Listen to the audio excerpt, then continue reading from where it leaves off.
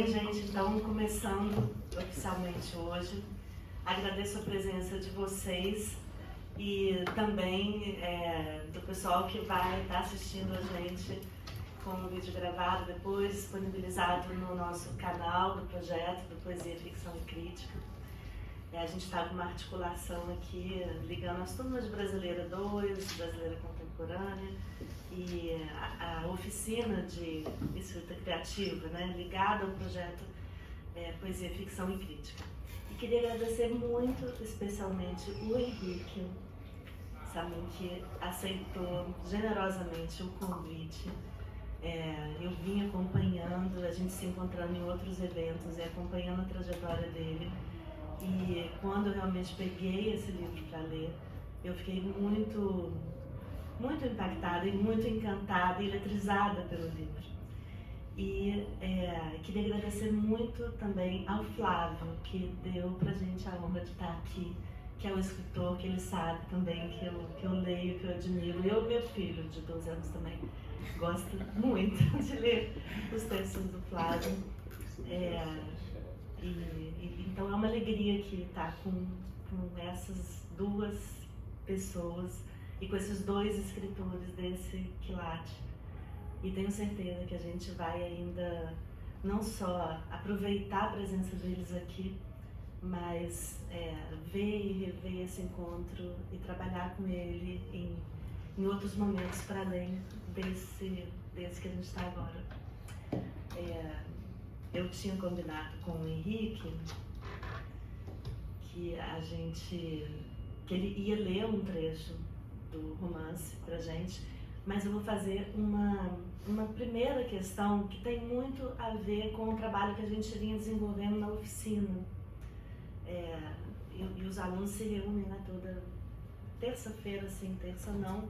E a gente estava numa trajetória que coincidentemente, no encontro anterior, a gente trabalhou sobre um romance histórico da Bárbara Simões, também publicado pela Malê, e que cria uma personagem da Maria Firmina dos Reis, emulando um pouco o estilo dela, assim.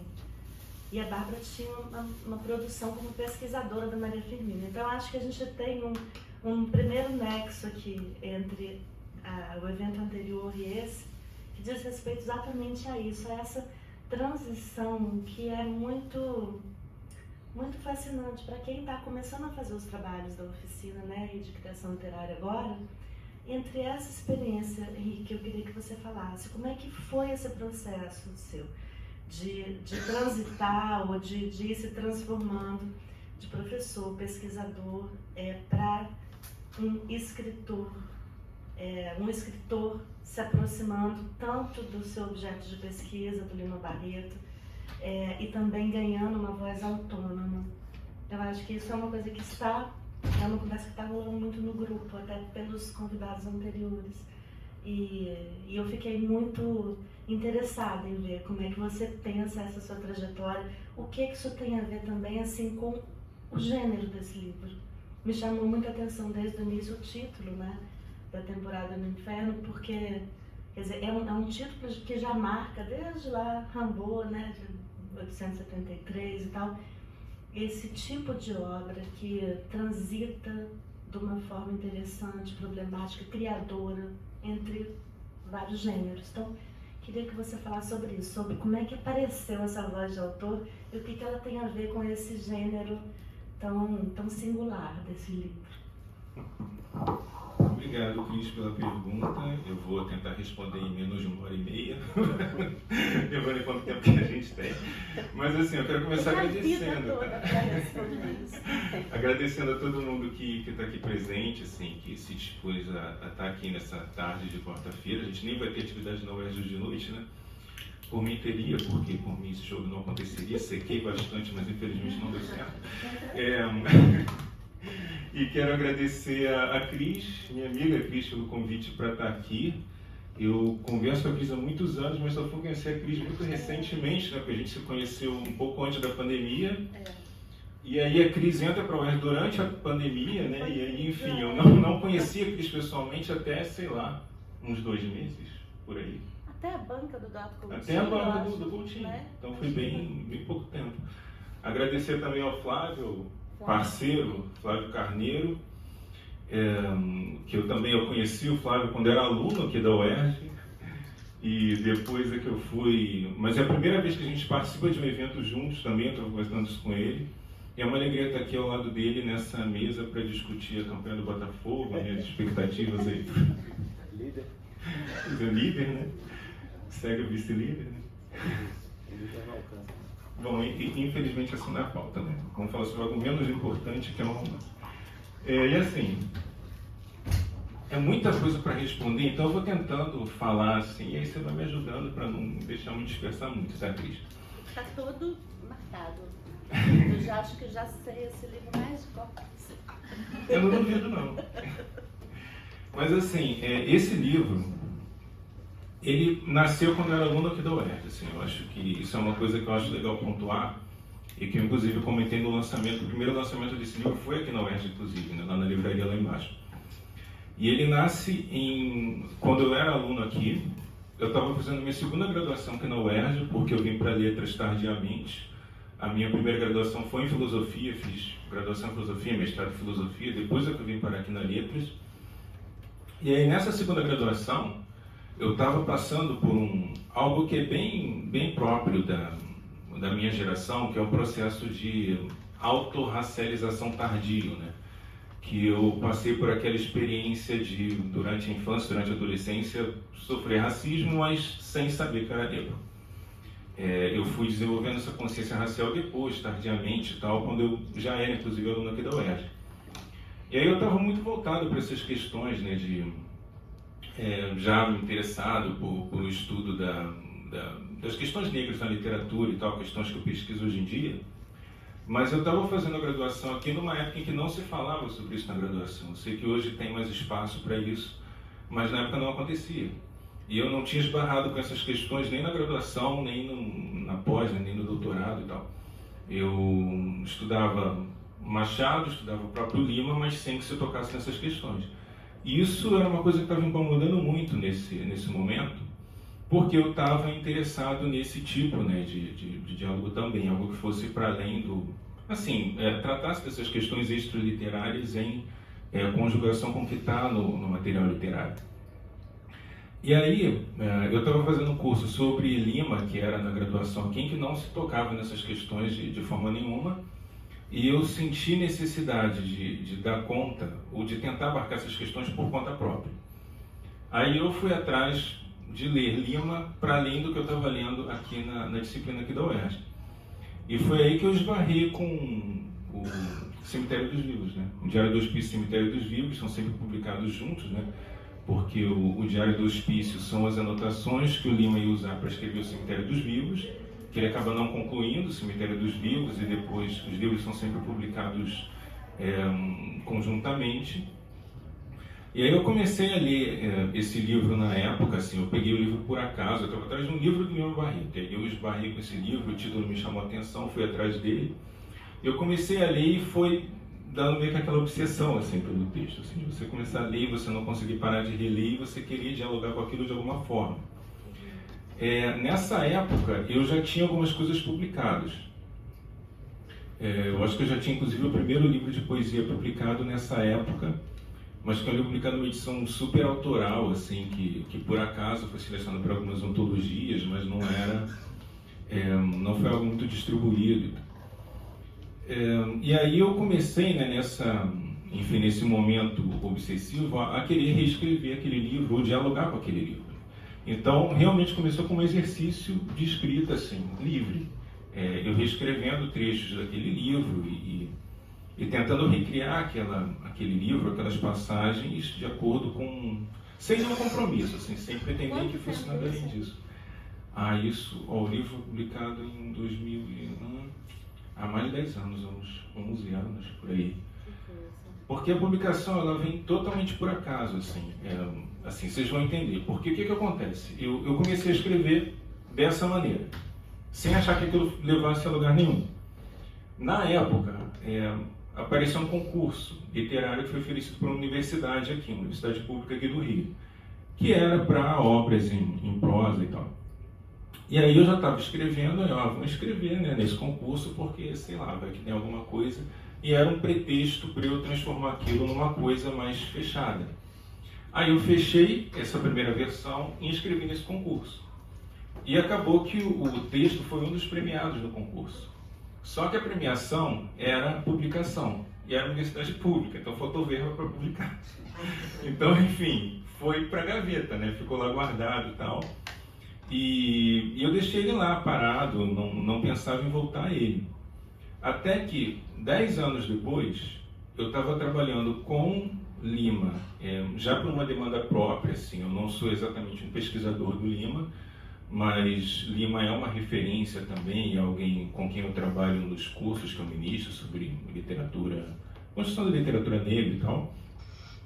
E aí eu lembrei que aquele texto estava guardado, mas eu não sabia se aquele texto ia dar em alguma coisa, né? Porque quando a gente volta para um texto guardado, a gente nunca sabe o que a gente vai encontrar, né? Pode ser alguma coisa muito legal que ele vai desenvolver, pode ser alguma coisa que a gente nunca mais vai querer ver na vida. Meu Deus, como eu fiz isso. Pois é, como é que eu cometi essa atrocidade? Mas eu achei que aquilo era interessante, aquilo dava pano para manga. E tinha caminhos para desenvolver ali, porque a primeira versão, ela nasce como esse exercício criativo livre. Então o que tinha ali era como se fosse uma voz que dialogava com aquele texto literário. Mas era uma voz muito abstrata, era uma voz que não tinha um corpo, não tinha uma personalidade, não tinha uma história, não tinha nada nesse sentido. E era muito menor, devia ter metade desse tamanho aqui mais ou menos.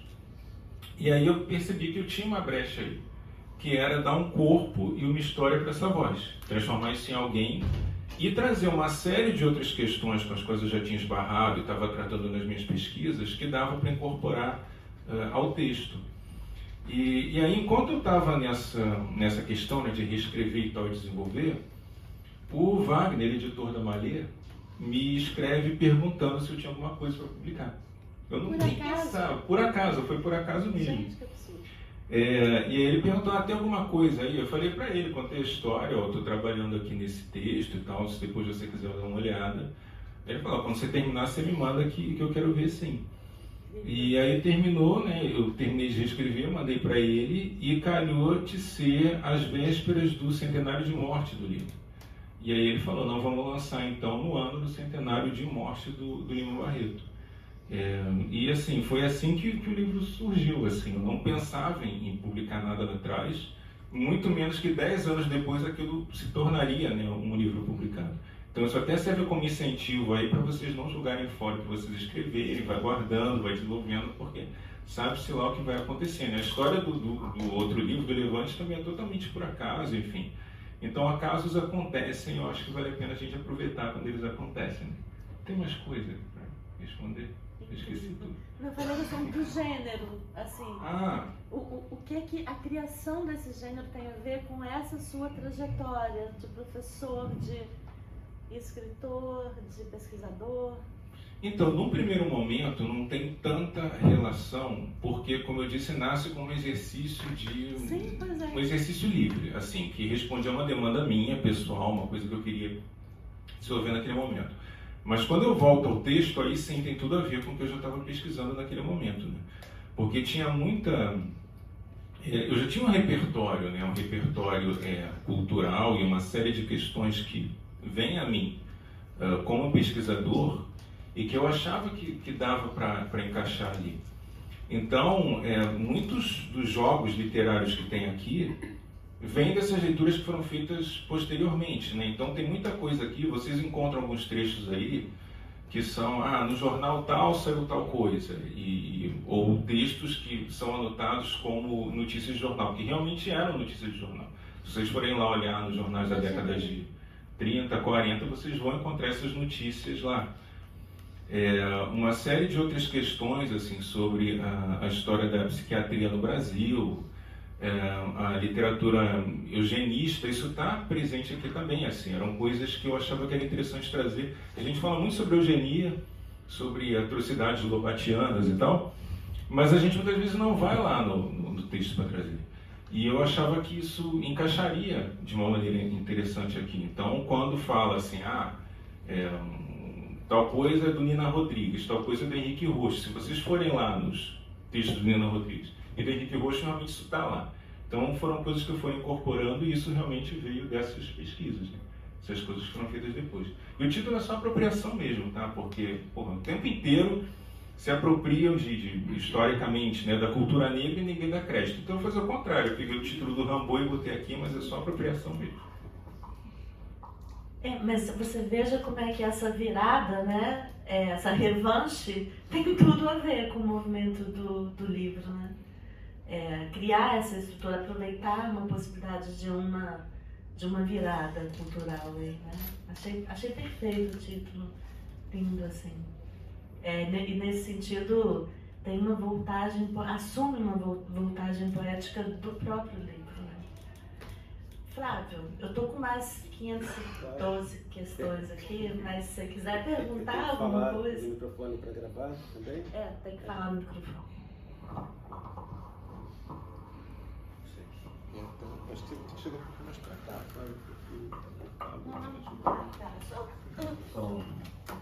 Gravou? Gravou. Consegui puxar. Boa tarde. Tá difícil aqui. Parece o programa do Faustão, Perdidos na Noite, né? Essa brincadeira, voava, depois a Globo comprou, né? Aí ficou uma bagunça organizada perdeu a graça, né? Mas era desse jeito, era assim. Bom, mas eu queria, de início, dizer da minha alegria de estar aqui, né? A Cristiane, minha colega aqui nas letras, literatura brasileira, e ela me falou, olha, o Henrique vai participar agora, né, da Poesia, Ficção e Crítica, e eu queria saber se você podia. Eu não podia, por outras coisas, eu falei, eu posso, né, quero muito. O Henrique é um amigo muito querido, e como ele falou, agora que a gente está participando pela primeira vez de algum evento, né? Então a gente já se conhece há muitos anos e eu fico muito feliz de estar participando de uma conversa sobre um romance, né? Porque eu sempre achei o Henrique um bom contador de histórias, né? Nas nossas conversas. Mas é diferente de você ver isso no papel e eu gostei muito do livro, né? Do romance. E uma primeira coisa que eu ia perguntar, na verdade a Cristiane já perguntou, porque a gente também não combinou antes, né? Eu fiz algumas perguntas aqui e uma delas tinha um pouco a ver com o que ela te perguntou dessa mistura dos gêneros. Depois eu reformulo, faço uma outra mais adiante. Mas de início, o que me chamou a atenção, em parte porque é um tema que tem me interessado nos últimos anos, em parte porque eu achei que estava pulando ali na história, que é a diversidade de jogos do duplo, as duplicidades, né? Eu fui anotando aqui para não esquecer antes da gente conversar, mas tem uma que já de imediato você percebe dessa mistura do ensaio com a ficção, mas também da reportagem, digamos assim, com a ficção, que é diferente, né? Um ensaio mais na área da sociologia, da antropologia, mas uma pesquisa também de jornais, de textos da época, né, da história dos hospícios, uma mistura de biografia com ficção, quer dizer, biografia do Lima Barreto com ficção, também uma mistura da escrita do diário com romance, que é uma coisa difícil de se fazer. Normalmente, os romances escritos na forma de diários não me agradam, né? Eu acho esquisito, soa falso, não soa nem romance nem diário.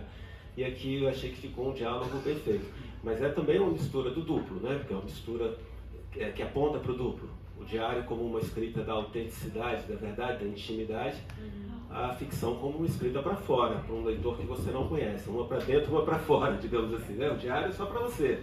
O cara escreve um diário só para ele. E como que transformar isso numa escrita que é para todo mundo? Então, da duplicidade entre sanidade e loucura, né? Que atravessa toda a história, e que remete, pelo menos me remeteu de imediato para o Alienista, né, do Machado também, numa outra formulação, que não combinaria muito com o Lima Barreto. Também essa óbvia duplicidade do narrador com o próprio Lima Barreto, né? E aí só um parênteses, porque você está falando dos acasos, né? O acaso é ótimo. A gente estuda muito o acaso na ficção policial, por exemplo, que desmonta qualquer previsibilidade. E também foi por acaso que você começou a escrever história num lugar cujo diretório acadêmico se chama Lima Barreto. Né? Nosso diretório acadêmico, que é o Dalby, né? É o Lima Barreto, e se não me engano, porque a memória às vezes prega umas peças, mas eu tenho quase certeza que quem deu esse nome foi a minha turma de graduação. A gente gostava muito do Lima Barreto, e eu acho que era um outro nome, eu não lembro se tinha nome. A gente fez uma votação e venceu o Diretório Acadêmico Lima Barreto, que está aí até hoje, né? Tem uma parte, então, do narrador, né, que ele é meio que um duplo do Lima Barreto, e é interessante quando você começa a misturar essas duas escritas, né, a do Lima Barreto e a do narrador, obviamente anônimo, porque ele é uma sombra, né? Ele é uma sombra uma sombra que quer se tornar independente da origem, meio como no conto do Hans Christian Andersen, você conhece? A sombra. Depois eu te dou. Que a sombra se rebela, né? Então ele está o tempo inteiro meio que dizendo: eu sou melhor do que o Lima Barreto. Né? E é interessante porque ele aponta, né? O narrador aponta que observa que o Lima Barreto gostava muito do azul, e a partir dessa hora você começa a perceber como o azul entra na escrita dele, do narrador. Eu fui marcando todas as vezes que aparecia azul. Ele também, como um tradutor, que também tem a ponta para a duplicidade, ele tradutor, né, em processo. E aí a pergunta que eu ia te fazer, você começou respondendo, mas talvez tenha alguma outra coisa, que é o seguinte: como escritor, o exercício que você faz, todo escritor faz esse exercício do duplo, né, quando você se coloca no lugar de um outro personagem. Mas tem uma diferença aí, que é quando você cria um narrador em primeira pessoa. Porque aí você se coloca não só no lugar do outro, mas no lugar de um outro contando. É isso? Quer dizer, como que foi esse exercício? Porque é um exercício que eu acho difícil. Né? É um primeiro romance. O romance é o primeiro. Então, e eu achei que está bem maduro, né? Porque isso de você se colocar na voz do outro não é uma coisa muito tranquila. E eu queria que você falasse um pouco sobre isso, como foi esse processo, por que você escolheu assim, se tem algum rendimento a essa pergunta, né? E como que foi isso, né? Como que foi isso de se colocar no lugar, na verdade é o seguinte: você se coloca no lugar de um que está no lugar de outro, né? Não é isso? Quer dizer, a sua ligação com o Lima Barreto tem um mediador aí, né? É uma dupla, né? Duplo. É um duplo carpado. Um duplo carpado. Mas era isso, queria começar te perguntando isso. Né? Como foi a sua experiência de escrever em primeira pessoa? Obrigado, Flávio. Assim, na verdade, essa questão de me colocar no lugar do outro é alguma coisa que eu sempre gostei de fazer. Inclusive na poesia, assim, o Levante, né, que é o livro de poesia que sai imediatamente antes de uma temporada, 2 anos antes de ser publicado, ele tem uma parte em que são, assim, ele vai acompanhando a trajetória do povo negro no Brasil e tal, e tem uma parte que é tipo sobre os quilombolas aqui e tal. E ali muitas vezes eles falam em primeira pessoa. Então são poemas em que eles assumem a voz e eles meio que falam, né, e essa fala é o que vira o poema. Então eu sempre gostei de fazer esse tipo de jogo literário, né, de me colocar no lugar do outro, de imaginar o que é habitar esse outro corpo, né, o que é habitar essa outra vida. E no caso desse romance, num primeiro momento, assim, se, sei lá, fosse tentar fazer uma arqueologia do texto, lá atrás seria eu mesmo, né? Porque era eu escrevendo, enfim, fazendo esse exercício a partir do texto do Lima e tal. E no processo de reescrever, é que eu de fato reconstruo isso com esse personagem, que de fato é um duplo do Lima, que vivia criando duplo de si mesmo, né? Porque eu acho que o Lima é um prato cheio para isso. Porque se a gente pega, sei lá, já pega o Isaías Caminha, por exemplo. É um duplo do Lima, né? A gente tem esses vários pontos de contato entre a trajetória do Lima e a trajetória do personagem ali. E isso é uma preocupação do Lima também, assim, que vai... a gente encontra no Diário Íntimo, por exemplo, que uma questão assim, que está presente nesse livro... O livro ele vai dialogar com questões da obra do Lima e com questões da vida do Lima também. E o Lima tem um momento em que ele vai falar do bovarismo, né? O que ele entende como bovarismo, que é a visão que uma pessoa tem de si mesmo, e que é uma visão que uma pessoa tem de si que pode se descolar da realidade, e que é com que eu estou tentando trabalhar ali também. Quer dizer, é esse personagem que tem uma visão de si que se confunde com a visão do Lima, mas que também não é por acaso, né? Que eu estava comentando antes, foi com você, né, Cris? Que tem uma passagem aqui do romance, lá na página 92, se não me engano, na 92, que é a passagem que explica isso tudo, assim, porque muitas vezes as pessoas leem e não pegam isso, assim, por que ele entrou lá? Por que ele quis fazer tudo isso? Por que ele tem essa obsessão pelo Lima? Tem uma explicação para isso. E a explicação está nesse fragmento, né, que não foi enviado para vocês. Então vocês, quem só leu a partezinha que foi enviada não pegou ainda. Para não dar spoiler. Para não dar spoiler. Mas assim, é o que está lá, que vai explicar o que está por trás dessa história. E assim, é uma questão existencial, uma questão familiar que está por trás de tudo isso e que desperta essa obsessão nele, né? E aí começa isso tudo agora.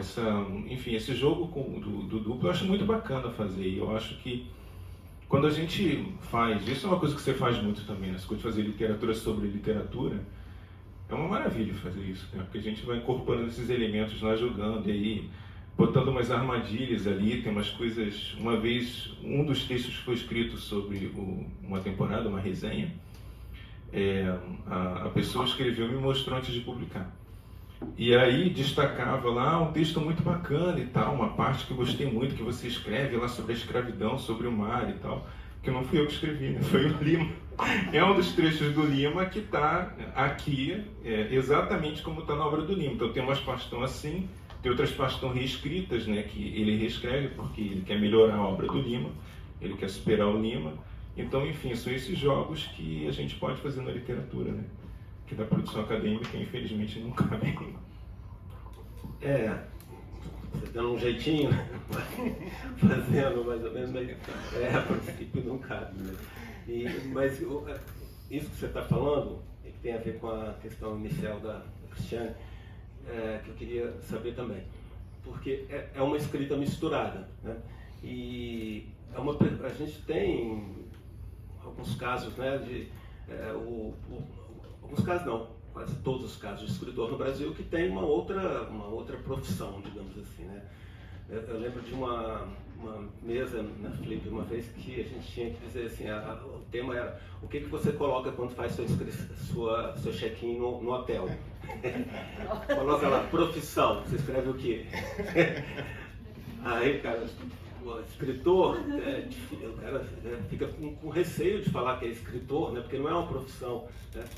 Então você acaba fazendo outras coisas, como ser professor e não só professor, mas um crítico. Então você é alguém, que fala sobre literatura, escreve sobre literatura e escreve literatura. Então essa mistura, eu queria saber de você assim, como que você lida com isso? Entendeu? Se é uma coisa tranquila, em que lado o professor fala mais alto ou fala mais baixo, quem é que está mandando na história, ou se é tudo misturado. Quer dizer, não só o resultado, mas assim, nos bastidores mesmo. Como é que você vê isso?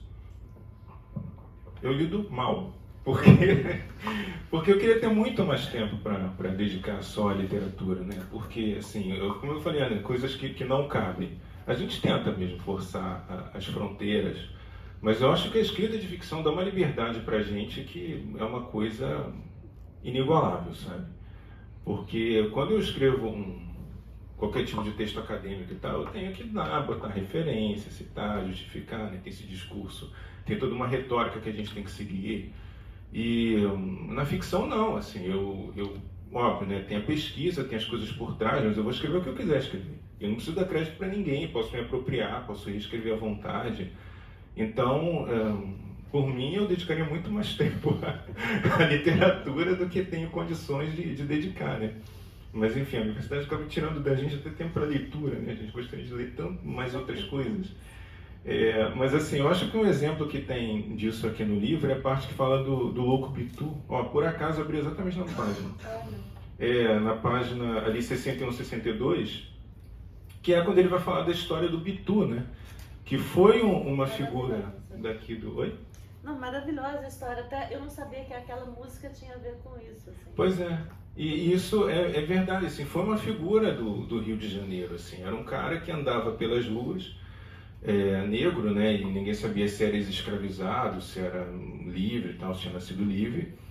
E tinha um bonequinho e andava lá sempre, estava quase sempre bêbado e fazia o espetáculo lá com o seu bonequinho, iam lá, batiam nele e tal. E um dia ele desaparece, e era um personagem que fazia parte do folclore do Rio de Janeiro, né, que acaba desaparecendo com o tempo. Então eu até fui atrás desse material, pesquisar, ver o que tinha sido produzido sobre ele, qual seria a história dele, mas eu não tinha necessariamente o compromisso, né, a indicar a fonte, isso aqui está em tal lugar. Não, eu peguei aquilo lá tudo, misturei e botei ali. E aí, se vocês quiserem, vocês vão pesquisar e vocês vão encontrar lá as histórias do Pitu e tal. Mas eu estava livre disso, sabe? Então, eu acho que esse é o tipo de coisa que, enfim, só a literatura dá mesmo. Eu me lembrei aqui de uma das coisas que eu tinha anotado para perguntar para você, Henrique, eu acho que tem a ver com essa pergunta do Flávio. Que não era exatamente, para mim não era exatamente uma pergunta sobre quando você se via, né, nesse manejo complicado entre ser escritor e ser professor, mas assim, eu queria tocar num tema que eu acho que está muito forte nesse livro e que me tocou muito, que é esse mergulho que você faz num personagem que está experimentando todo tipo de oscilação em relação ao que pode ser escrita, que aparece algumas vezes como, né, o objeto de toda esperança e de redenção, e em outras vezes como um inferno particular, né, e objeto de toda frustração e de toda a sensação de que a vida é turva, né, e sem saída. Eu acho que isso é uma experiência muito impressionante para pensar sobre esse lugar do escritor, né? Eu estou pensando também no pessoal da oficina, que a gente sente essa coisa de experimentar uma liberdade e de experimentar a chama que se acende a partir disso, né? Da vontade de investimento, de mergulhar ali e ao mesmo tempo todas as sombras rondando, né? Então eu queria ler para o pessoal. Isso é um tema, uma questão que aparece muitas vezes no livro. Aparece lindamente, assim, com essa gama de oscilações muito aflitiva, inclusive, né? De algumas vezes o personagem fica quase, né, megalômano, todo assim, crente de si, e outra hora ele está muito no chão, e isso tudo gira em torno também do que ele acha que a escrita pode ser, né? Que a literatura pode ser ali. Então, tem um trecho ali na página 36 que é maravilhoso, assim, fala sobre o erro de escrever, a impossibilidade de não escrever, o erro de acreditar na redenção pela escrita, a impossibilidade de não acreditar que haja na escrita alguma verdade, e nesta verdade algum sentido, e nesse sentido alguma forma de libertação. Mas o que é afinal a liberdade? Muitas vezes julguei compreendê-la, hoje percebo que sempre me enganei. A liberdade com que sonhamos só existe para os outros. A literatura é uma forma particular de inferno.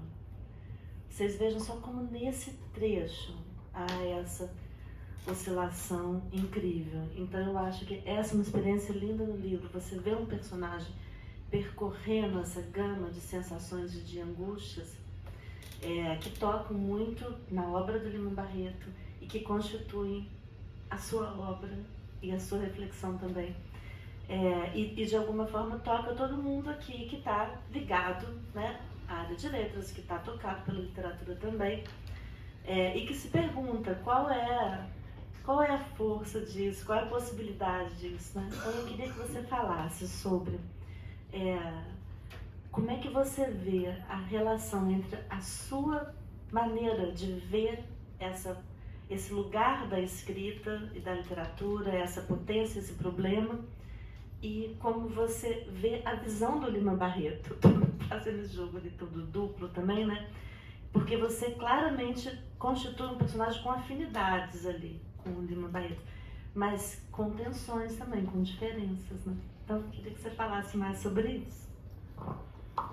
Eu acho que esse talvez tenha sido o ponto que me pegou lá atrás, assim, na primeira vez que eu li o Diário do Hospício e que, enfim, essa narrativa me capturou, né? Porque essa relação com a literatura, não só o Lima Barreto passou por isso, né, vivenciou isso, mas o Lima Barreto vivenciou isso de uma maneira muito profunda e muito singular. Porque ele de fato foi um cara que apostou todas as fichas na literatura, né? E que abdicou de muita coisa pela literatura e se endividou pela literatura, enfim. E quando a gente pega o Diário do Hospício para ler, é o ponto extremo disso, né? É o ponto em que ele está ali na segunda internação no hospício, em que ele vai falar isso, assim, que a literatura é o que está salvando ele lá dentro, e ele se compara, né, acho que com Cervantes, com Dostoiévski, enfim, ele lembra de outras referências, ele quer ler e não consegue porque ele não tem acesso à biblioteca, e ele vai escrevendo sobre si e escrevendo sobre a sua própria experiência ali, né? O Flávio falou sobre essa questão, né, a tensão entre escrever para si e escrever para fora. E isso aparece de uma maneira muito interessante no texto do Lima dessa época, porque ele se confunde com o personagem que ele está criando para o Cemitério dos Vivos, né? Então ele troca o nome dele, ele fala em nome de Vicente Mascarenhas, e isso eu acho que mostra muito como era uma experiência tão radical que ele estava vivenciando ali, assim, como de fato era uma espécie de tábua de salvação para ele, ao mesmo tempo em que ele tinha a percepção de que ele não tinha conseguido se salvar e de que ele já estava naufragando. Enfim, isso é algo que aparece o tempo inteiro no que ele escreve ali. Isso foi o que me capturou lá atrás.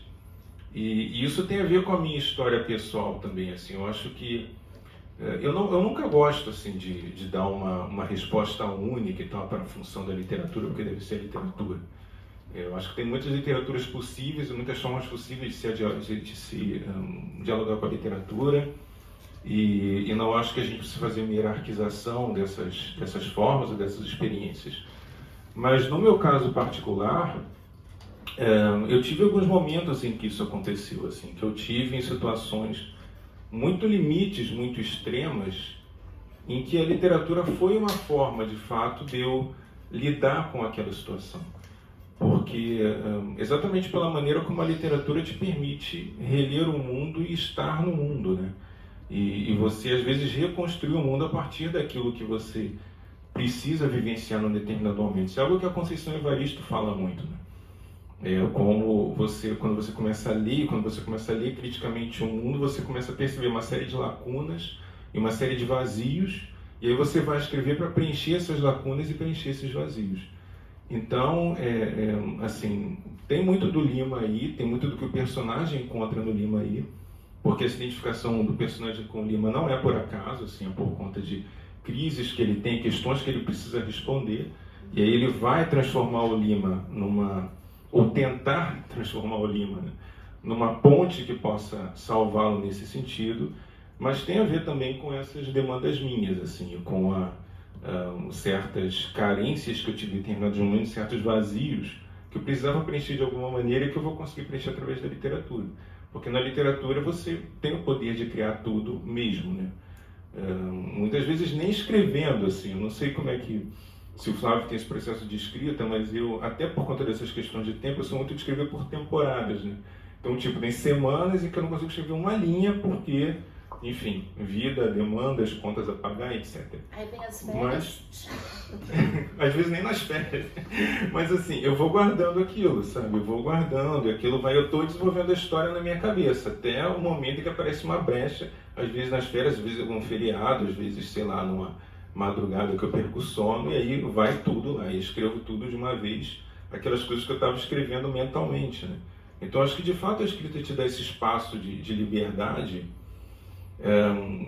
que só depende de você, nesse sentido, assim. Você pode não poder escrever aquilo naquele momento, você pode criar aquilo em qualquer momento, esteja você onde estiver, né? E, enfim, acho que é por aí, não sei se respondi não, Cris. Respondeu sim. É claro, quando eu vou te cutucar mais sobre esse espaço de liberdade, falando para você falar mais sobre coisas aqui que você fala aqui e você não falaria num congresso. Eu falo? Exatamente. Então, eu estou passando por cima de tudo. Agora você vai passar constrangimentos. Então, porque tem partes assim, excelentes, provocativas, completamente sem freio, né? Sem freio acadêmico e tal, de revisões do modernismo, entendeu? Da história da literatura brasileira, coisas que ele não falaria num congresso, mas o personagem dele fala. Mas depois voltamos para isso. Flávio.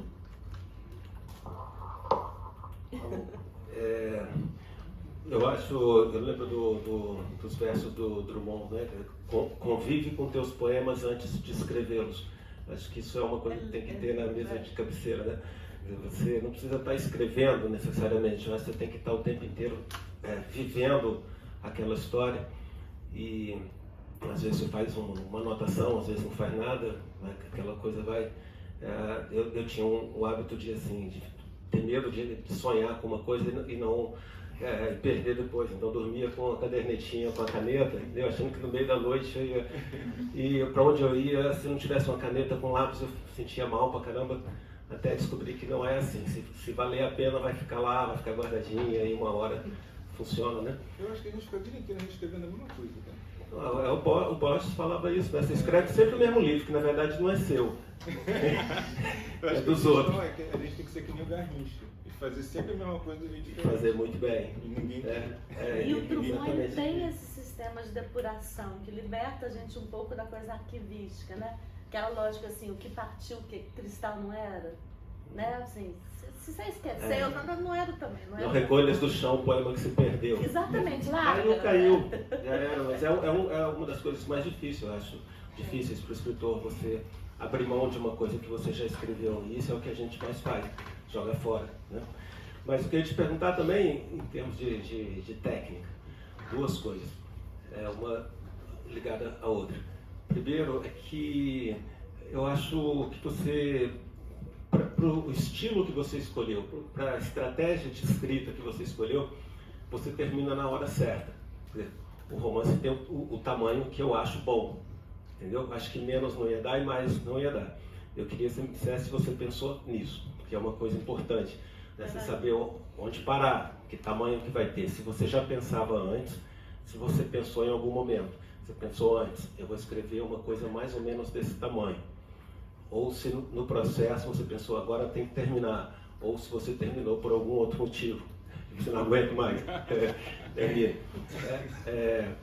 E uma outra pergunta, que também está ligada a essa, e que é uma pergunta, como você falou, eu vou tentar responder em menos de 1h30. Para quem você escreve? Você está escrevendo, quando você está escrevendo, você, por exemplo, quando você está dando aula, você tem mais ou menos uma noção de quem está ouvindo. Você pode errar redondamente, porque cada um é uma coisa. Quando você está escrevendo um ensaio, de alguma maneira você tem essa noção do seu leitor. O romance é um pouco diferente. Então, por ser essa primeira experiência, né, também para ouvir você foi escrevendo para um tipo de leitor, você pensava em alguém ou algum tipo de leitor que poderia gostar do seu livro? Obrigado, Flávio. Bom, então, em relação à extensão, né?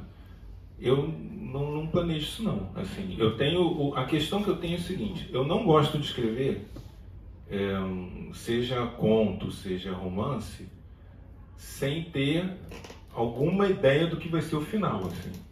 Eu me sinto muito inseguro, assim, começando escrevendo, sem ter... Não que eu precise seguir aquele final, mas eu preciso ter alguma ideia de um final possível, assim, senão o que eu acho que isso dá um rumo, sabe, para a escrita, senão eu acho que está tudo muito solto, muito disperso, e isso me dá um chão para pisar. Então eu sabia onde eu queria chegar, eu sabia o que ia acontecer lá no final. Na verdade, isso vem no processo de reescrita, né? Na primeira versão não tinha isso muda completamente. Então eu tinha uma ideia do que ia acontecer no desfecho do livro. Isso até é engraçado também, né, se a gente fala em termos de técnica, porque várias pessoas, né, a gente estava falando dessa questão do formato diário, né, você comentou sobre isso.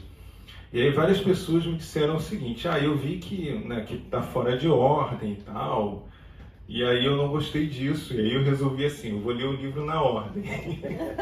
Eu vou ordenar todos os fragmentos para ler na ordem e tal, porque eu acho que aí vai ser uma coisa mais certinha, né? Só que assim, primeiro, que não está fora, é uma mentira que está fora de ordem, né? É uma dessas mentiras que a gente inventa, assim. Então lá no começo falar, não, foi publicado assim porque foi a ordem em que foi encontrado e tal. Mas óbvio que isso é uma mentira, assim. Tá nessa ordem porque essa é a ordem que permite que se siga a história, que a história tenha um determinado desfecho. Então a primeira questão é essa. A segunda é que mesmo que a pessoa tente fazer isso, não vai conseguir. Porque tem um monte de fragmentos sem título exatamente para que não seja possível fazer. Você não acreditou que alguém pudesse ter essa ideia? Eu imaginava que podia, porque eu acho que a pessoa poderia ter qualquer tipo de ideia possível e imaginável. Pessoa louca, maníaca, por organização, vou roubar isso aqui. Pois é, pega um virginiano, assim, com ascendente virgem. Não, eu queria na ordem. Tá muito desarrumado isso aí. Ele falou que eram 2 pilhas lá largadas, abandonadas, né? Que absurdo. Um pedaço de coisa. Publicar desse jeito, que absurdo. Mas assim, mas eu botei trechos que não tem data exatamente por conta disso. Então nem adianta tentar colocar na ordem, porque não vai conseguir colocar na ordem, porque tem trecho sem título ali por isso. Então tem isso, assim, eu preciso ter uma ideia do final, ainda que eu não siga aquele final. E enquanto eu estava reescrevendo, eu tive veio esse fragmento que eu colocaria lá no final, né? Que é um fragmento que reescreve trechos do Lima e que é a primeira vez em que o nome do Lima aparece por extenso no livro, né? Ele nunca é nomeado como Lima Barreto, é sempre LB. Só vai aparecer o nome completo na última página do livro. Então eu achava que essa seria uma questão interessante também. E é um trecho que reescreve também o trecho que o Lima deixou ali nas anotações. E em relação ao leitor, né, a expectativa de leitura. Isso para mim depende muito do que eu estou escrevendo, mas eu tento não antecipar muito também, porque eu acho que, enfim, qualquer tipo de interpretação é possível, e uma vez que... O dilema da Flor Bela, né, que a Flor Bela escreve lá no livro de Salvador Saudade, que tem gente pesquisando. Você escreve o livro, aliás, escreve o poema, né, no caso dela. O poema pode falar o que há de mais íntimo em você. No momento em que você publicar aquilo não é mais seu. E as pessoas vão se apropriar daquilo, vão fazer leituras próprias. Então isso para mim é um pressuposto. Agora, eu me preocupo em tentar fazer certas coisas funcionarem, né? E no caso desse livro especificamente, eu queria escrever o meu ideal, né? Eu não sei até que ponto foi bem sucedido, mas o meu ideal é que esse livro pudesse dar conta de 2 tipos de leitura, que pudesse funcionar para quem nunca leu nada de Lima Barreto e para quem conhece tudo de Lima Barreto. Então, por um lado, a ideia é que a história se sustente, assim, independentemente de dialogar com Lima, de ter trecho do Lima e tal, que a história funcione em si. E aí tem, né, toda essa dinâmica, assim, os personagens que vão aparecendo ali, muitos deles estão no Diário do Hospício do Lima, mas aqueles têm um tratamento próprio. Tem essa trajetória do personagem aqui no decorrer do livro, enfim, as coisas que vão acontecendo com ele. Então alguém que não leu nunca nenhuma vírgula de Lima Barreto, eu espero que consiga dar conta do livro, entender independentemente disso. E alguém que tenha lido tudo do Lima, não só tudo do Lima, mas tudo sobre o Lima também, que também possa ler e achar o livro interessante. Porque, como eu estava falando antes, tem coisas aqui que dialogam com a vida do Lima para além da obra. Então, aquela parte que fala das relações amorosas lá, será que uma mulher pode salvar a vida? Aquilo lá é a vida do Lima, assim, é um dilema que o Lima enfrenta na sua vida pessoal e aparece lá no Diário Íntimo também. as relações familiares do Lima ecoam aqui também. Então a ideia era fazer meio que esse jogo, assim, eu queria que a coisa funcionasse dessa maneira. Não sei se deu certo, mas enfim, a tentativa está lá. Eu acho que sim, porque eu já li, sendo alguém que não conhece tudo, né? Sou um terceiro caso aí, que não conhece tudo, né? Conhece mais ou menos. Né? E o que você está falando, que eu acho interessante, né? De pensar que o leitor acompanhe mesmo sem conhecer. É uma experiência que pode ser interessante que você passou, porque você mandou para o editor, mas eu fico pensando que muitas vezes, acho que na maior parte das vezes, o leitor começa a ler pelas beiradas, né? A quarta capa.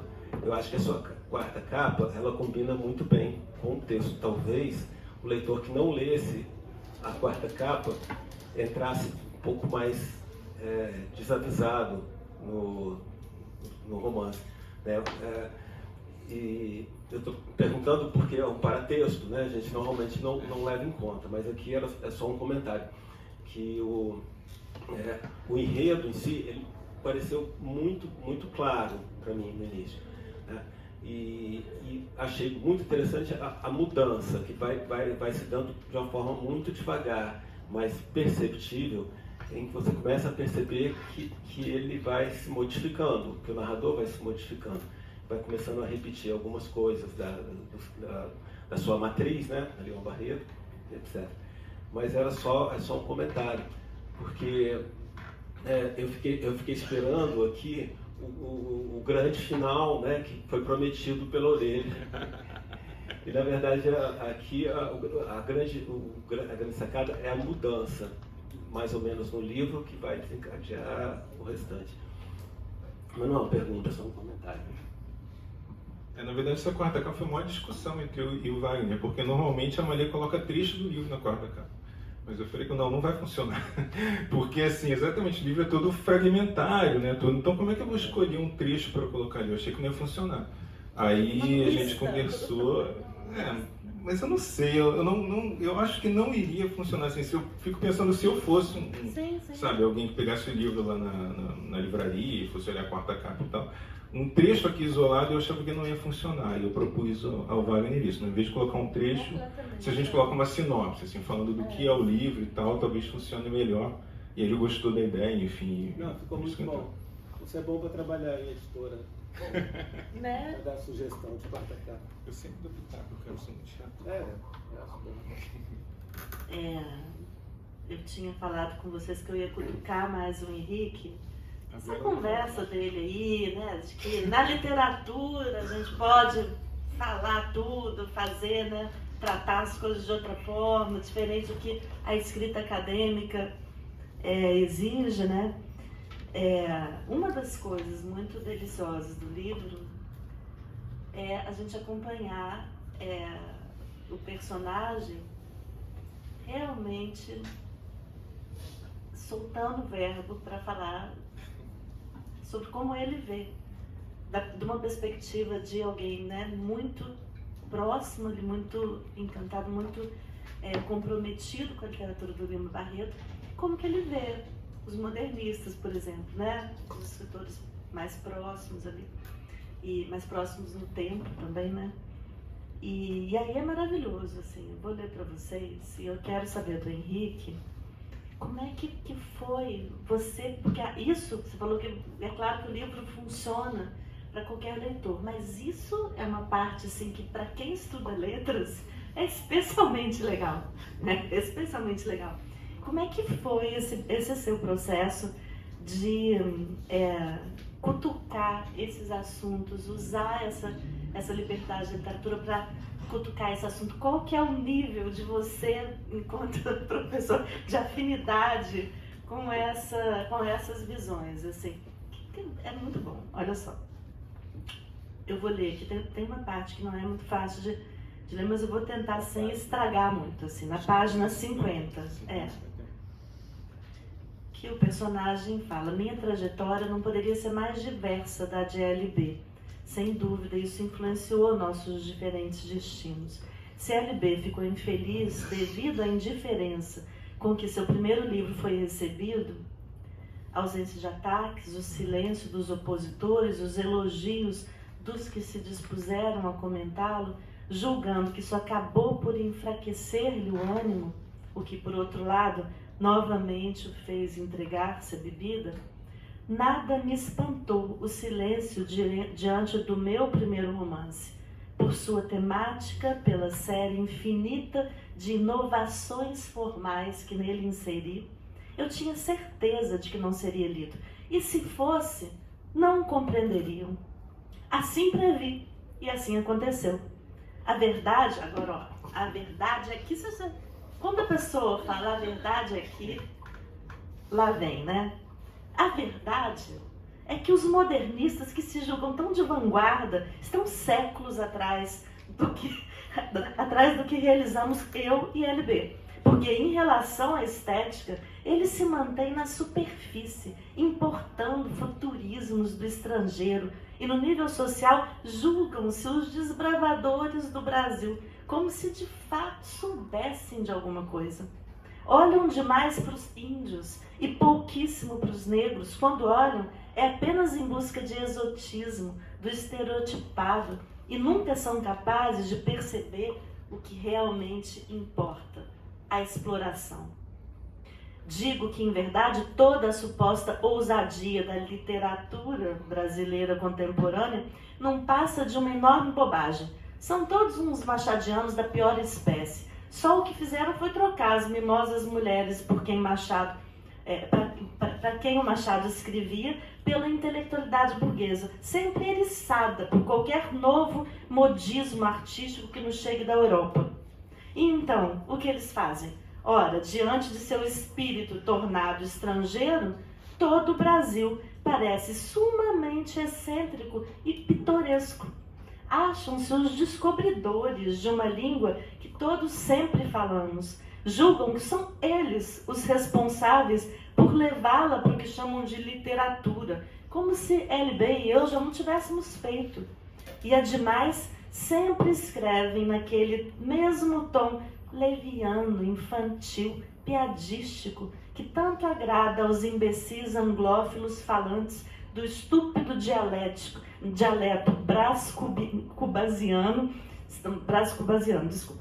do estúpido dialeto brascubasiano.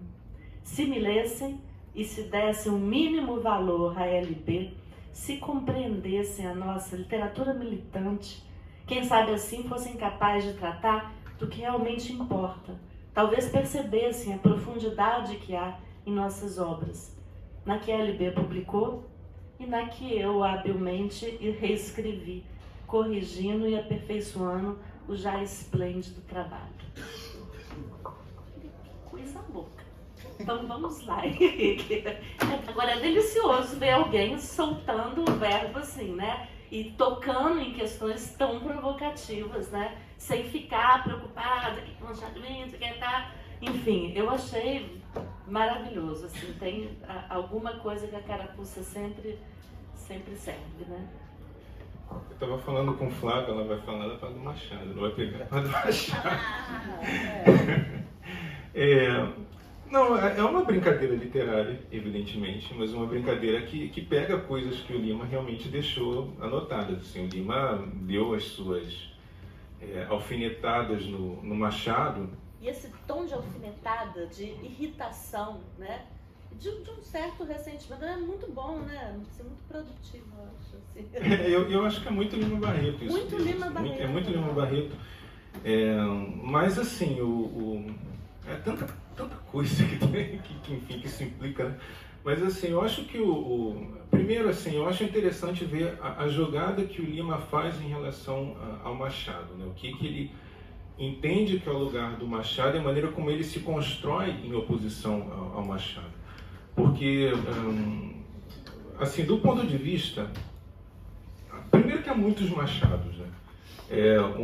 A gente teve um evento aqui no ano passado que foi o evento que a Andréia organizou, né? A Andréia e o João César e tal, que foi sobre o Machado na história da literatura e tal. Eu vim falar exatamente sobre o que foi o que tem sido a recepção de Machado pela crítica literária negra, assim, que é uma coisa muito interessante.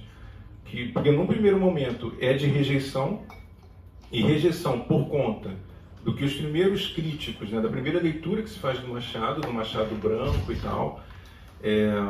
Isso é algo que entra, de fato, para o que é aceito por boa parte da intelectualidade negra. Então Machado foi branco, Machado não quis saber do seu povo, etc. A gente também não quer saber dele. Mas essa transformação isso vai mudando com o tempo, né? E se vai entendendo que Machado talvez possa ocupar um outro lugar. E aí Machado vai sendo enegrecido ao longo da história, né? Se vai reclamando isso. Não, Machado na verdade era um cara negro, nasceu lá, nasceu na pequena África e tal, aquela história toda, e tem toda a atuação dele para além da literatura, e aí se encontra os contos em que ele tematizava mesmo a escravidão, né? Que lá atrás não se lia esses contos. Teve pelo menos 2 dos contos. Seu pai contra a mãe sai em livro. O caso da vara sai em livro, você lembra? São 4, sai em livro, obrigado. É o Mariana e o outro que não sai em livro, eu esqueci. A Mariana e o outro não saem em livro. Então, assim, nem todo mundo tinha acesso a esses contos.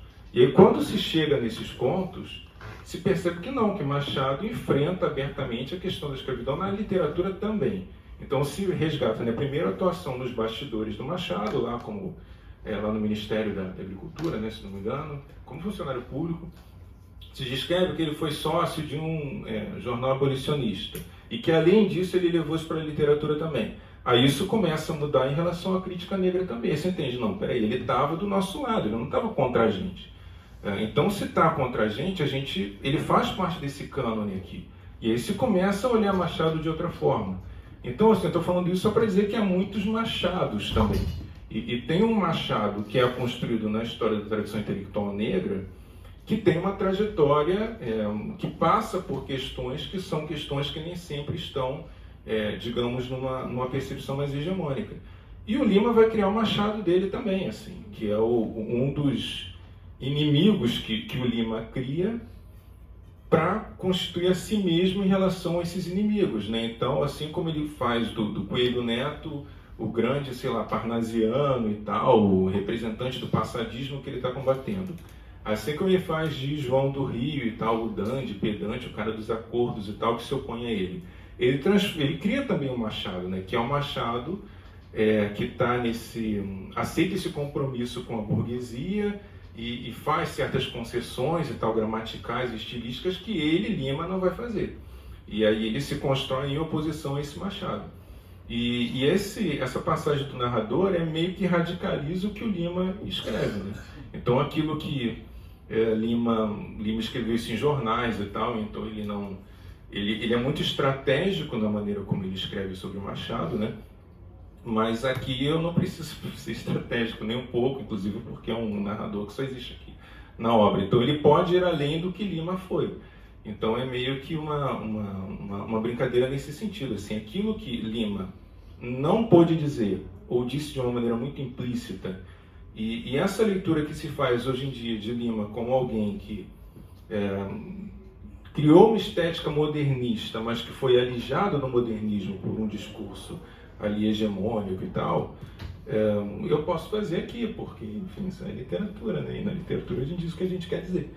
Então dá para fazer isso, dá para dar, enfim, margem para o discurso e mandar ver.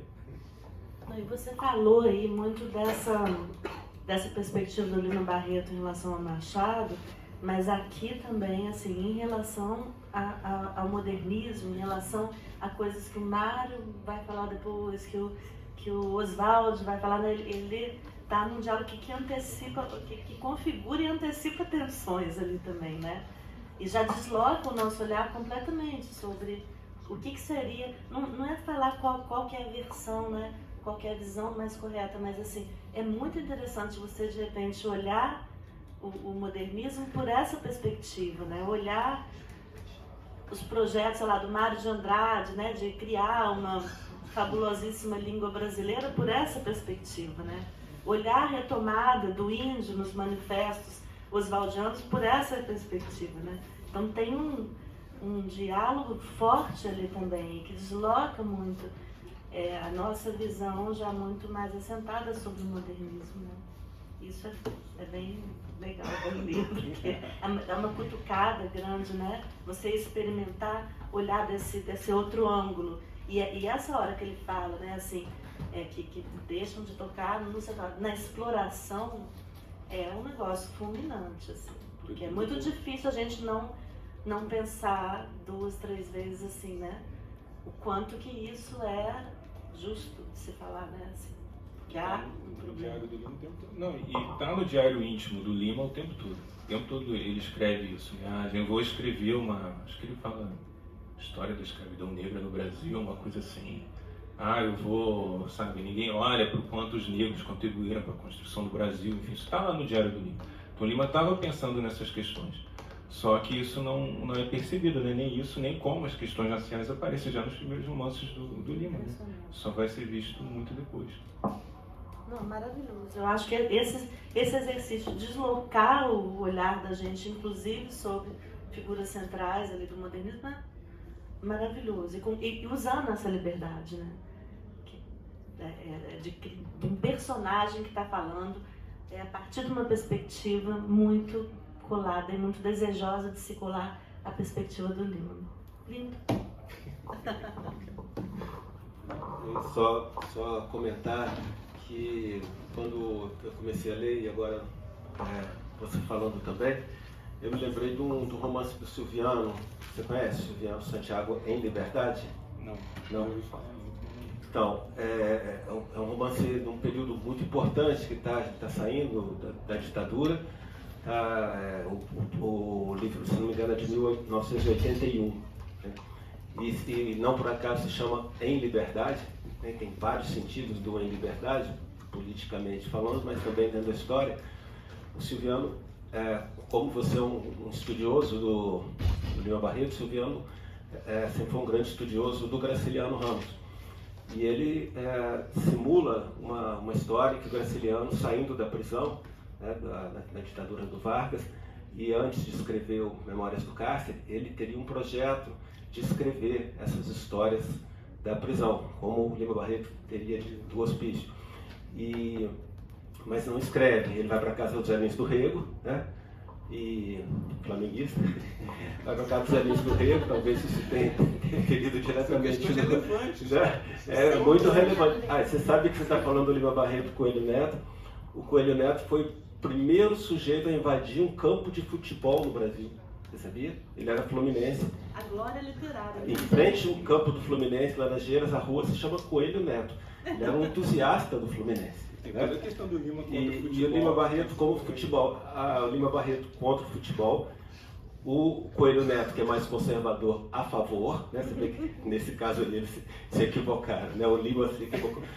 E depois o Zé Lins do Rego com o Oswald de Andrade. Mesma coisa. O Zé Lins com a escrita mais conservadora, o Oswald mais transgressor. O Oswald odiava futebol e o Zé Lins do Rego adorava. Né? Bom, mas aí o Graciliano. Então, o Silviano diz, depois numa entrevista, que ele quis escrever, ele escreve um diário do Graciliano Ramos, um diário falso. O Graciliano ficou, de fato, na casa dos Zé Lins do Rego, muito debilitado emocionalmente, fisicamente, e o Silviano imagina que ele tenha escrito um diário, né? E depois a família dá para o Silviano como um crítico literário publicar 50 anos depois. Então, Em Liberdade é um diário falso do Graciliano. Né? E nas entrevistas depois, o Silviano diz: eu sempre gostei do estilo da geração do Graciliano, em especial do Graciliano, mas achei que faltava ele falar muito da intimidade. Então, o que eu fiz? Eu resolvi falar o que ele não falou. É um pouco o que o seu personagem quer do Lima Barreto, mas é um pouco também o que você faz em relação ao Lima Barreto. Né? Quer dizer, ele fala assim, o Silviano diz: eu não tenho nada contra o Graciliano, só acho que faltou eles falarem mais da intimidade, porque eles estavam muito pressionados por uma patrulha ideológica, né? Você tem que falar da questão social, política, não sei o quê. Talvez tenha acontecido algo semelhante com o Lima Barreto, mas é só porque eu lembrei, porque você achou uma brecha de falar. Você, na verdade, quase que, não vou dizer realiza, mas você encena, de certa maneira, o projeto do seu personagem. Porque ele quer ser superior a Lima Barreto, só que ele é um megalomaníaco, né? Ele tem um traço de loucura. o personagem, né? Um Napoleão de hospício, como diria o Nelson Rodrigues, mais do que Napoleão de hospício.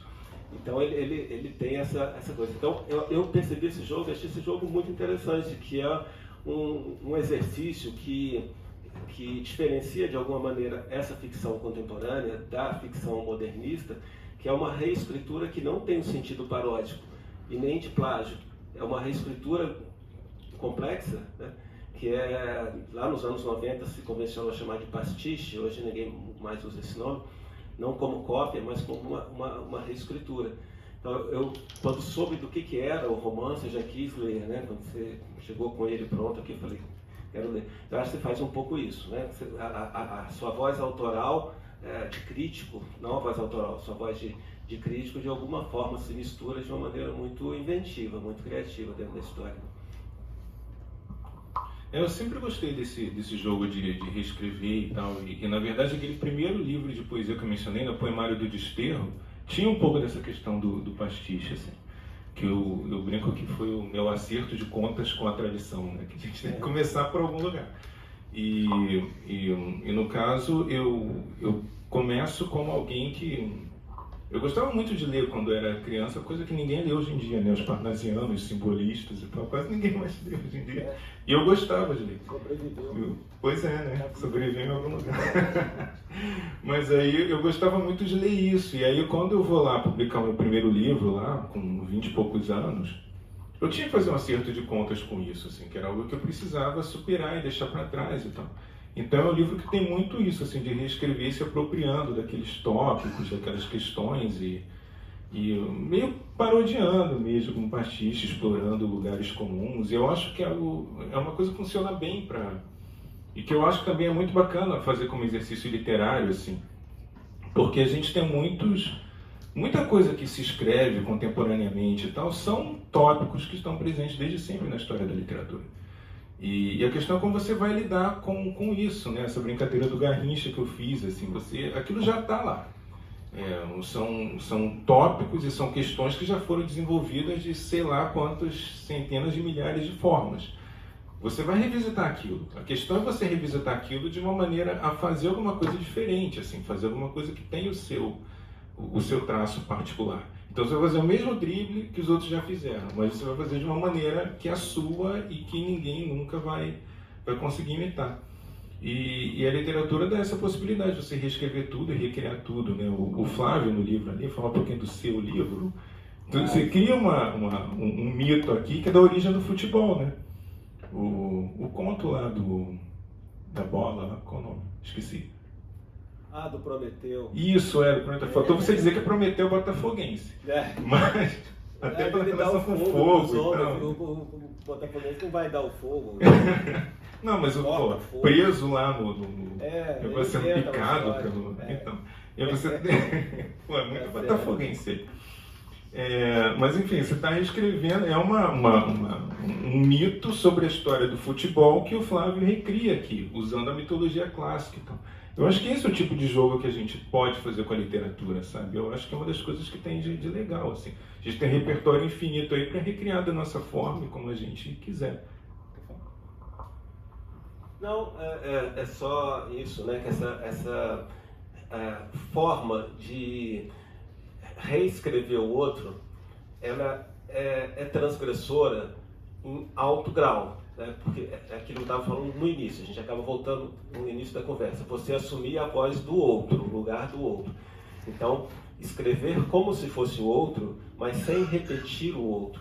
Isso é um exercício, né, que eu acho fascinante, porque quando você está falando do modernismo, a proposta dos modernistas, vista hoje, ela é um pouco ingênua, como a dos românticos mesmo, de colocar dois lados e dizer, eu estou batendo no antigo.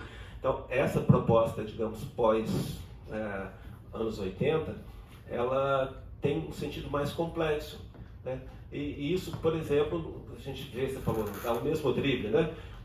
Na obra do Rubem Fonseca, é sempre o mesmo drible, pensando em ficção contemporânea. Mas também de poetas como Drummond, como Bandeira, é o mesmo drible sempre, né? Você já sabe o que vai encontrar e é sempre diferente, né? A ideia fixa, né, que o Cabral dizia. do Cabral, sim. Essa ideia fixa que, na verdade, é recriada cada vez que você se propõe a fazer uma coisa diferente. Então, esse espaço, além de ser interessantíssimo, porque é um exercício de leitor. Eu acho isso muito importante. Quer dizer, o escritor como um leitor que escreve. Né? Quer dizer, antes de mais nada, um leitor que escreve. Então, é um diálogo que, quando eu te perguntei no início como que você coloca no meio dessas vozes diferentes, do professor, do crítico e do escritor, eu sempre pergunto isso. meu proveito próprio para poder conversar com as pessoas. Eu falava com o Cristóvão Teza, né? Ele falou, cara, um dia eu quero ganhar todos os prêmios do ano e parar de ser professor. Ele é professor de linguística lá na Universidade do Paraná. E não é que ele ganhou, cara, com o filho eterno, ganhou tudo. Aí pediu exoneração, foi só escrever. Eu falei, mas agora você não vai conseguir. Vou jogar uma praga, né? Você não vai conseguir, porque você vai sentir falta de escrever misturado, né? Mas é um exercício de mistura que eu acho muito interessante quando dá certo, né? No seu caso deu certo. Quando dá errado fica chato, né? O romance fica chato ou a crítica literária fica rasa, fica sem uma coisa nem outra. Mas dá para você misturar, eu penso assim, esses três lugares, entendeu? Quer dizer, você construir uma narrativa como professor, uma narrativa como crítico e continuar construindo narrativas críticas como romancista. Dá para você ir misturando, né? Mas e eu acho um caminho fascinante, né? Então, você tem algum outro projeto? É aquela pergunta clássica, né? Mas não tem pergunta, o que você está fazendo agora, Henrique, Samir? Só para dar o crédito do nome do texto, Dorme Meu Filho, né? Tá. Muito bom, a gente leu Paisagem com Segredo, foi premiado, não foi? Vou ganhar o selo cátedra da Unesco. Leiam, gente, vale a pena. Então, tem um monte de projeto, como sempre tem, né? Mas assim, tem um de contos que está quase fechado, assim, tô só... Eu achava que estava fechado, mas aí vai aparecendo mais conto, enfim, conto não está na mão de editora, a gente vai botando mais conto lá. Então tá bem adiantado, assim. Põe a meta, quando chega na meta, dobra a meta. Vai entrando lá, assim, se eu acho que tem a ver, vai entrando lá. Tem um outro romance, mas isso eu não vou falar nada sobre, porque já está há 5 anos sendo escrito e não vai... dá azar. Não devo falar não. E eu estou começando a brincar com algumas crônicas também, mas aí bem no começo ainda. Poesia que está um pouco fora, assim. Fiquei a vida inteira escrevendo poesia e agora faz tempo que eu não escrevo. Escrevi uns para Piauí, né? Piauí pediu e eu escrevi algumas para lá. Mas assim, foi meio que parar, não, vamos lá, escrever poesia, eu vou sentar e vou escrever poesia.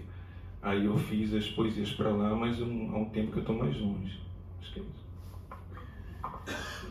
Gente, eu acho que a gente vai chegando mais pro fim do evento. Eu queria só comentar uma coisa e pedir para o Henrique ler um trecho para a gente, até para contrabalançar com a minha leitura, que eu tento não estragar o texto, mas né, assim vai ficar melhor com ele lendo. Mas o comentário é só o seguinte, das coisas que me encantaram no livro, eu pensei também, como o Flávio falou, como é que é interessante a gente ver que no modernismo a noção de paródia é muito legal, né? A gente se diverte, é muito revigorante, mas é uma relação muito agressiva, né? Com esse passado literário. É uma relação de subversão agressiva, assim. E tem toda essa discussão sobre literatura contemporânea, sobre um traço assim pós-moderno, estaria ligado inclusive a um alargamento da noção do que é paródia. Pensando a paródia não como essa relação, né, binária com o passado, de você subverter e combater, mas assim, pensando como um contínuo de relação com o passado, que pode, eu estou pensando muito assim na Linda Hutton, na poética da paródia, né, na teoria da paródia, que pode ir desde da subversão, da agressão, né, até a homenagem, né? E eu acho que esse livro, ele faz um caminho por aí, né? De uma aproximação, às vezes de uma tensão, de uma subversão, e também passando pela homenagem, né? Que é muito, muito lindo isso. Então isso não varia só na literatura, isso varia às vezes dentro de uma obra, né? Como é que você se relaciona com esse passado. E isso é um traço muito contemporâneo, eu acho, no livro. Experimentar, né, essa plasticidade maior dessas formas de relação. Agora, eu queria que você lesse então, e olha, ele vai ler para já dar um gostinho, porque depois a gente vai fazer o sorteio, tá bom? Eu nunca separo uma coisa especificamente para ler, tá, gente? Então eu abri aqui por acaso, assim, porque eu acho que isso... eu não gosto de separar, não. Eu deixo mais ou menos marcado. 66, 67. Porque eu acho que isso... O livro escolhe, sabe? O que ele vai... O que ele quer que seja lido em cada momento. Do acaso. Então vamos lá. Escrito em 8 de janeiro. Hoje o dia amanheceu feio, coberto de cinzentas nuvens. Todo o céu está chapado, cor de chumbo. Tudo parece terrivelmente pálido e patético, e não há sinais de chuva. Dormi mal. Acordei com ratos rastejando entre as minhas pernas, assustado, e ainda me deparei com uma lamentável cena. O T.O., junto da parede, falava sozinho, batendo a cabeça contra a madeira. Minha cabeça doía, mas não disse nada para os enfermeiros, nunca se sabe o que são capazes de fazer.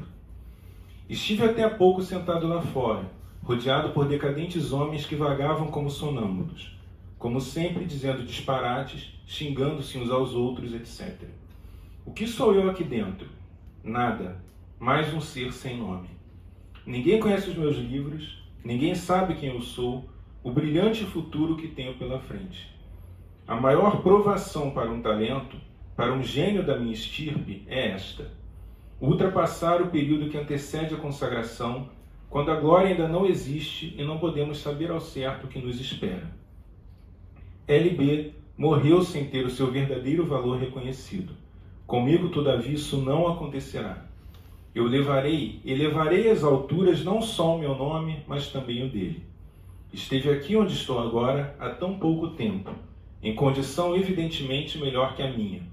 Contudo, sabia que seu fim estava próximo e esse não é o meu caso. O desânimo quase me mobiliza, mas não deixarei isso acontecer. Pegarei meus antigos papéis, copiarei as anotações, consertarei meus romances.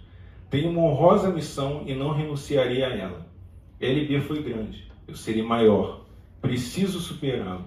Disso depende o meu destino. Não posso perder nem um só segundo.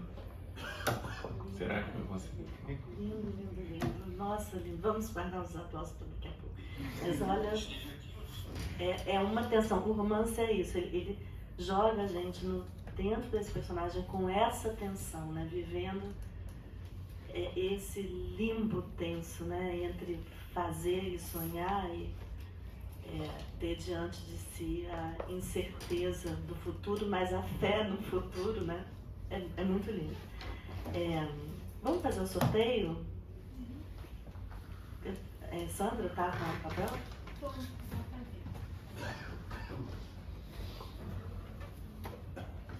Como é que faz? Só curiosidade, como é que faz o sorteio? Eu vou pegar o número e vou botar aqui num site os números de todas as pessoas. Ok. Vou botar num site aqui que faz sorteio. Pede pra Cris dizer o número. É mais dizer um fácil. número, de 1 a 21. De 1 a 21? 19. Wallace Leandro, Gabi Barbosa. Aí, lindo. Aí, ó. Que coisa boa. E olha, porque você veio pra frente, Wallace. Lá atrás não tinha... Não tava energia, Obrigada. não tava interferindo no meu inconsciente. Gente, olha, então quero agradecer muito a presença de vocês. Adorei ver vocês aqui. E agradecer muito, muito o Henrique. Foi lindo você lendo, foi lindo você falando. Eu adorei estar aqui com vocês. Agradecer muito ao Flávio. Que diálogo bonito entre vocês. E, enfim, é isso. Obrigada, Henrique. Gente, eu que agradeço a vocês por terem vindo aqui, a Cris, o convite e tal, foi muito bom. Então é bom finalmente conversar com o Flávio. E façam lá o exercício, gente. Vocês vão ver lá que o exercício que eu propus é justamente uma reescrita de alguns trechos, assim, mais ou menos o que eu fiz aqui. E eu separei 4 trechos lá que eu acho que podem reescrever, vocês podem reescrever, que podem dar umas histórias bem bacanas. Inclusive, um dos trechos é de um escritor chamado Flávio Carneiro, que eu não sei se vocês conhecem.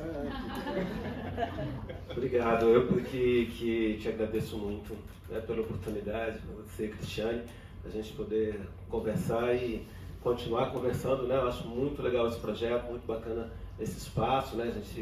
Muitos aqui só se vê na sala de aula, falando de alguns assuntos que a gente tem que falar, estão ali colocados aqui, é um espaço mais amplo e aberto, e que certamente vai permanecer, né? Muito obrigado. Obrigado a vocês também.